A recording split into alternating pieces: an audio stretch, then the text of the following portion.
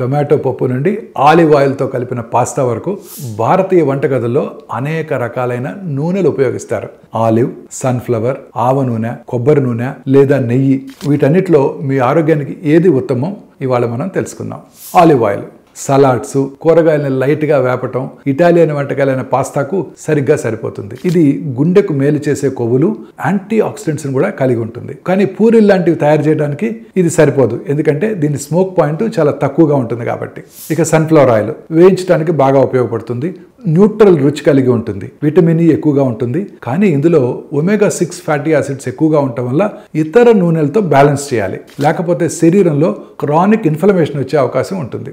ఇక ఆవ నూనె భారతీయ కూరలు, ఊరగాయలకు సాంప్రదాయ రుచినిస్తుంది. ఒమేగా 3లు పుష్కలంగా ఉండటం వల్ల గుండెకు కూడా చాలా మంచిది. ఇక కేరళలో ఎక్కువగా వాడే కొబ్బరి నూనె త్వరగా శక్తినిస్తుంది, కానీ సంతృప్త కొవ్వు ఎక్కువగా ఉంటుంది కాబట్టి తక్కువగా ఉపయోగించడం చాలా మంచిది. ఇక నెయ్యి పోషకాలు, రుచి కూడా చాలా బాగుంటుంది. కానీ ఎక్కువగా కదలకుండా ఉండే లైఫ్ స్టైల్ ఉన్నవాళ్ళు దీన్ని తక్కువగా వాడటం మంచిది. ఫైనల్గా సందేశం ఏంటంటే, ఏ ఒక్క నూనెను అత్యంత ఆరోగ్యకరమైందని అనలేము.